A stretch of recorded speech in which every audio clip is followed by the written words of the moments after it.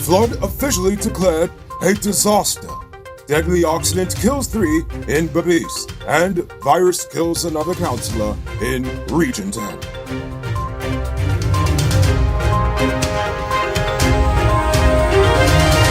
I am Noriko Bulford, and welcome to another edition of Uncut News. Before we begin, do you have something important you want to leak without revealing your identity? Send us a tip on WhatsApp at 592-659-6151. On Thursday evening, the president officially declared the nationwide flooding a disaster. Last week, the CDC advised that the flood situation across the country should be declared a level 2 disaster. But now that it has been called a national disaster, the government is seeking $10 billion in supplementary funding to aid its ongoing flood relief efforts. Also, the CDC will be asking the EU for assistance in flood mapping and pumps for drainage. The CDC has already deployed its own drainage pumps in farming communities in regions 2, 5, and 6. On Friday, the CCJ blocked the DPP from forcing Marcus Bisram to face retrial. The CCJ ordered the police not to arrest Bisram, but he must surrender his passport to the authorities.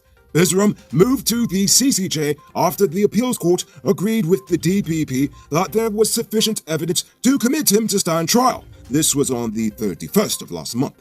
The magistrate court had ruled that there had been insufficient evidence to commit him to stand trial by a judge and jury, but hours later he had been rearrested. The High Court later had thrown out the case and the DPP appealed. So all of this is to say that he will still have to go to court eventually, but he will be able to face trial as a free man and not be in prison on remand before facing trial. Speaking of criminality, the trial for Mingo, Volder Lawrence, and Carol Joseph Smith is set for August 27, 2021. The trio will be facing charges of election fraud. Given the magnitude of the allegations leveled against them, their lawyers believe the case should be held in the High Court and not the Magistrates Court. All those charged have been released on bail pending their trial. A deadly accident in Belize has left 3 dead and 3 others hospitalized. Dead are 23-year-old taxi driver Carlos Edwards, 61-year-old ex-police Hukam Chand Paramnand, and an unidentified woman, while those injured are 27-year-old Jocelyn Cole, 6-month-old Carolyn Edwards, and 57-year-old Lekram Mangal. According to reports, the driver lost control of his vehicle during the early morning downpour and crashed into a lamp post and the fence of the GCOM office at Fort Wellington in Belize. Those injured have been listed in critical conditions. Now it's time to tell you about Best Buy's car of the day. Currently on sale is this Nissan Juke. It comes with marked rims, new tires, DVD, stereo, reverse camera, rear spoiler, and much more. Buy cash for $2.9 million, all paid down as low as $580,000 down, with around $66,000 monthly for 4 years, and it's yours. Call or WhatsApp 662-0844 for more info, or visit their showrooms at Lot 171 Peterborough Street, Queenstown, or Lot 2 Lamar Street, and tell them Noriko sent you for this sweet deal. 57-year-old ignorant, hot-headed landlord Mumtaz Ali was arrested last night after he tried to set fire to a room in his tenant's house to get the woman and her children to move out. Ali had served the female tenant a lawyer's letter to remove from the premises, but she refused. So while the tenant and her children were selling food yesterday, they saw smoke coming from the room and the landlord running into the neighbor's yard. The firefighters were able to put out the fire, while the landlord has since been arrested. In more ignorant and violent news, a 26-year-old taxi driver was arrested Sunday for beating a passenger shortly after collecting the fare and refusing to drive. The incident reportedly occurred at Cromarty Village, Quarantine, Belize. 24-year-old Ajay Sandaran had just left the bar when he hired a taxi to take him home. According to the cops, he paid $500 up front, but after that, the driver refused to move, starting an argument. During the confrontation, the taxi driver went into his car, collected a piece of steel, and lashed Sansaran in the head. Sansaran was taken to the hospital, while the suspect is currently in police custody. On Saturday, a GDF reservist was arrested for assaulting a group of police in Pudroin. According to the cops, the reservist was the aggressor from the start, cussing the whole group of them out. When they asked him to stop, he only got louder and angrier, causing an even bigger scene. As a rank attempted to arrest him, the army reservist began to physically assault him. This resulted in a sergeant and other ranks there to jump in. Apparently, they too were also assaulted. The group eventually subdued and arrested him for the beatdown. Bare ignorance all around. Introducing Ferry, an app that lets you find someone that's traveling to or from overseas, so you can send your packages with them. Genius! Download Ferry from your favorite app store and book a space in someone's luggage, or better yet, if you're traveling, rent a piece of your luggage space and make some money. Ferry puts the X in express shipping. Download today at ferryshareglobal.com. It's now time for today's Rona Report. Today, the nation recorded 60 new cases. There are now 430 persons dead, 21 persons in the ICU, and 1,562 people in home isolation.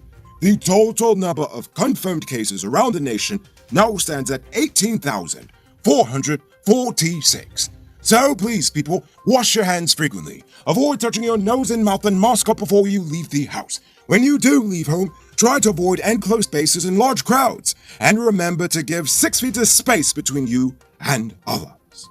If you are in need of a reminder of just how serious the Rona is, then here you are. Yesterday afternoon, the disease killed another councillor in Region 10. Vice Chairman Douglas Gittins was admitted to the hospital on Friday after complaining of feeling unwell.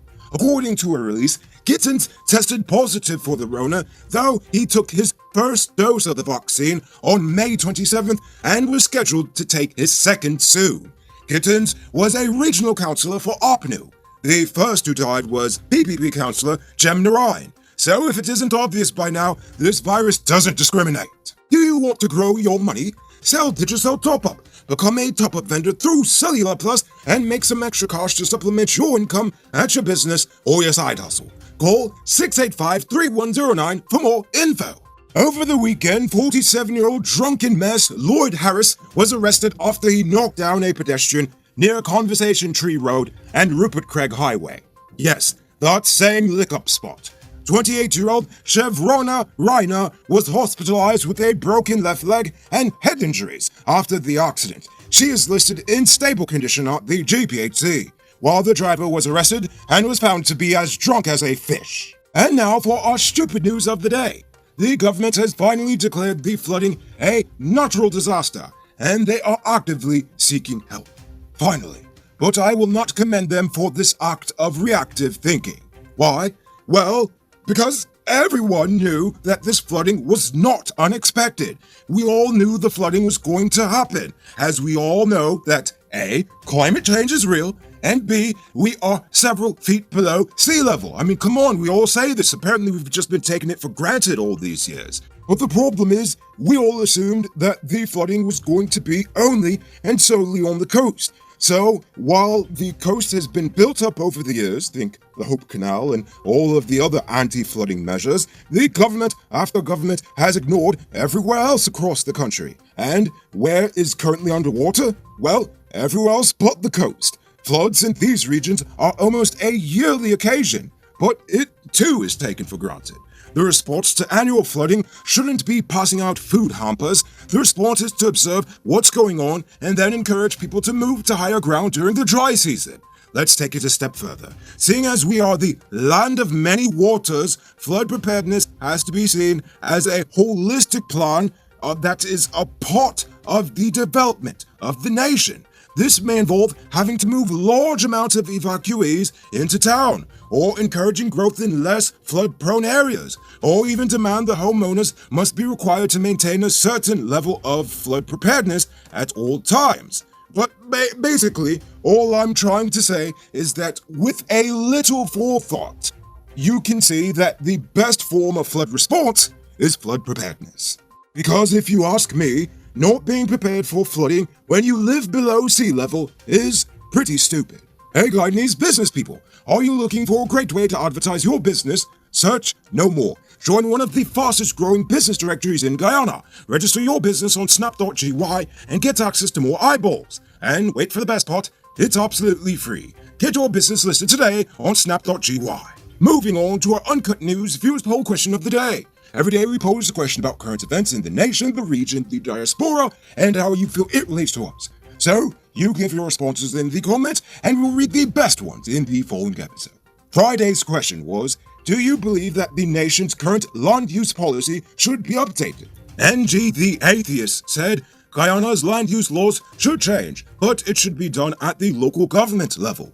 I agree, they would know their neighborhoods better than anyone else.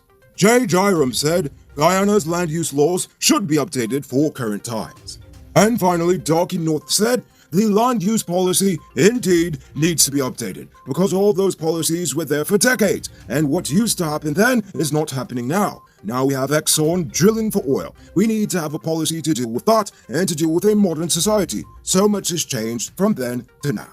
So for tonight's question, should the government offer flood victims land in the current developing housing schemes? Think about that question and tell us in the comments below. If your response is good enough, we just might feature it in our next episode.